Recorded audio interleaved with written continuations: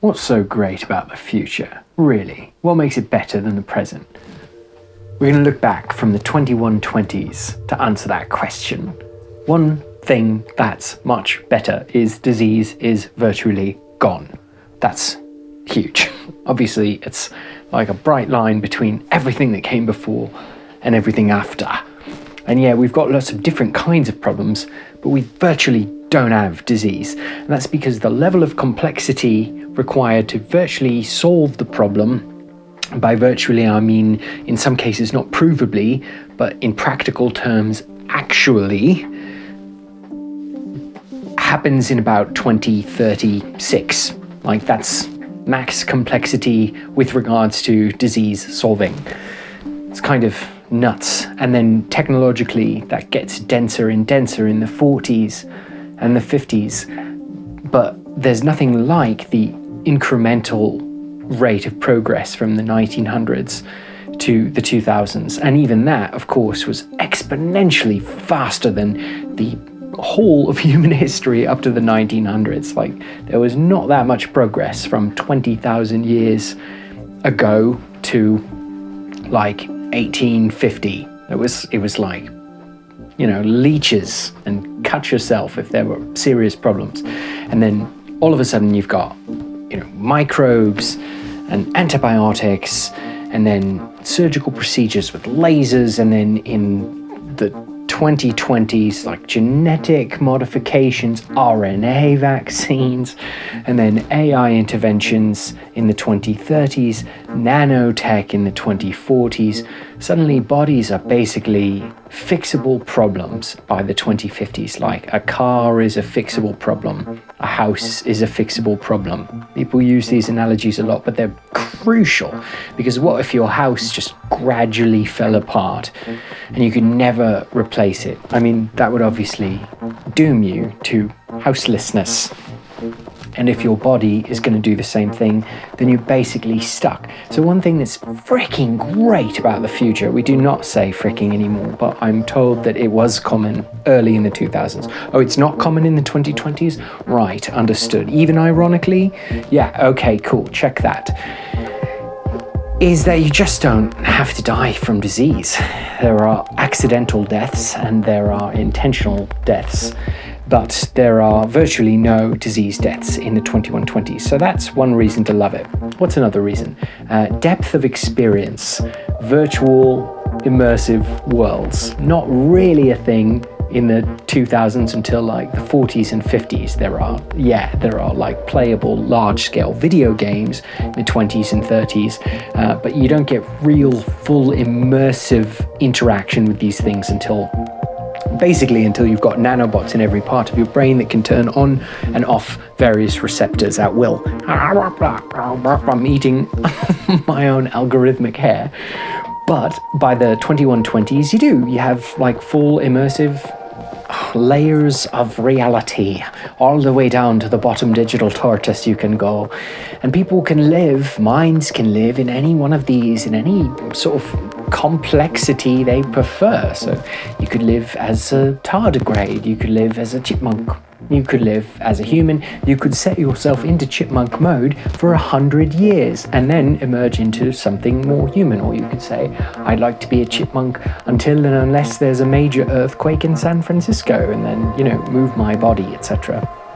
So the variability of conscious experience in the 2120s is staggeringly awesome. It's difficult to explain, except, the fun King Arthur chipmunk video game worlds, that probably translates, right? You can imagine what you would want to do. What would you want to do? Would you want to fly around a lot?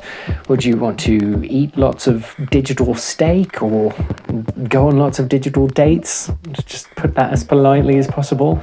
Slide down a digital rainbow. Yeah, experience a trance-like state of peace and transcendent oneness for several decades.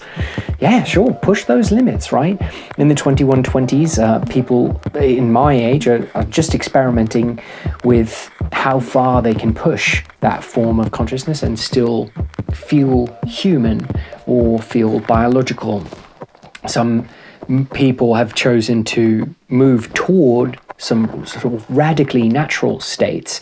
So in the 2120s, there's been kind of like a movement, an interesting movement, toward considering the conscious experience of what you would consider traditionally inanimate matter. Like, what is it to just be a rock, but with all the sensory input, say, of a quantum computer that can experience the world around it, or approaching the liminal state of mind that a waterfall might experience. What is it to be the sky? So these are obviously dazzlingly complex questions, but they also lead to one of my favorite parts of the future, which is multilinearity of choice. So you commonly experience in normal 2020 time decision points where you have to go one way or another, and you'll always wonder, if you done the other thing, what would it be like? And people split themselves all the time in the 2120s. They just fully replicate a body to do a set of things that they don't have time to do with their own classic edition body, or whichever one they're using right now. They can split themselves virtually.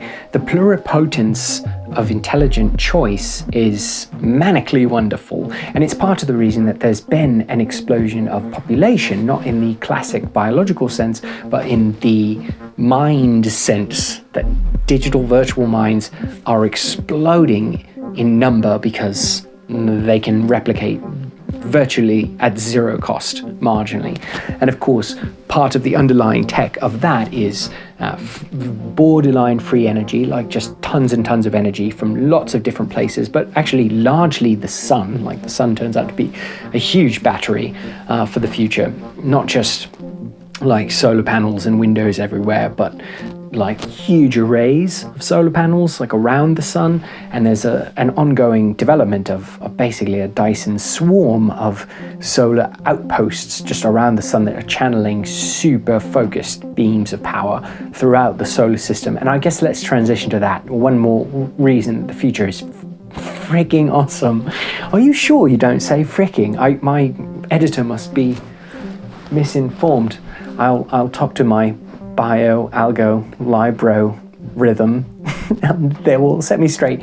Other planets and other spatial habitats and people living all over space and not just Earth. There's this like gradually expanding cloud of conscious experience outside of the home world. That's so exciting and beautiful. And of course, these tiny little probes that we're shooting off all over the Milky Way are carrying the sort of, USB sticks of consciousness out into the stars, sending little coded maybes like seeds on the wind. Seeds on the wind. This is a visual that I just absolutely love. Humankind, as destructive and scary as it has been for a lot of the rest of the world, has been gathering global energy into the force of a giant flower that's about to bloom beautifully and spread its seeds throughout the cosmos. This is a fantastically exciting time to be alive, both the 2020s and the 2120s, because in my era, we've just begun to explore, and in your era, you're just about to. You're about to have your first human feet on another planet within a decade of watching this, if you keep watching stuff like this. And maybe you're watching this in the 30s, and maybe you're on Mars watching this in the 40s. Maybe you're orbiting Venus in the 50s, or out in the asteroid belt in the 70s or 80s, Maybe you're even on one of the long haul, holy cow, lifer vessages, lifer vessels, vessel voyages towards the center of the Milky Way at the early part of the 22nd century. Maybe you're one of these life ships that's heading to Alpha Centauri. Who knows? Gosh, it's all so beautiful. And the interconnection of conscious experience and media sharing like this is fluctuating out as all these minds expand in different directions, so that the sense of time itself is getting wobbly-dobbly. As you may or may not remember, we learned from the aliens in the 2060s. Oh, were you not around for that yet? Right, well, you'll meet them, you're gonna love them. one final little coda per that natural vision. Nature is so much happier in the 2120s. Humans did sort of a number on the planet in the 19s and the 20s, but as we head into the 21s, you're doing much, much better, and you've protected large amounts of it, and the AI systems that you've set to restore balance and equilibrium in oceans and forests and even deserts and icy tundras have done a beautiful job of restoring some wildlife, of bringing back the natural rhythms of water and herd animals, and repopulating the microbiome that makes these places flourish. So congratulations, you can look forward to a very happy future with regards to natural life on planet Earth.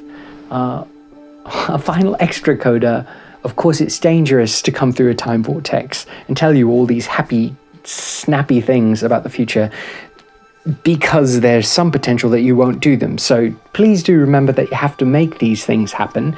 You, humanity, will do this stuff with your algorithmic pals and your newly uplifted animal friends. There's one in the room here in my time vortex who's just been licking and chewing something really nasty this entire time I've been talking to you.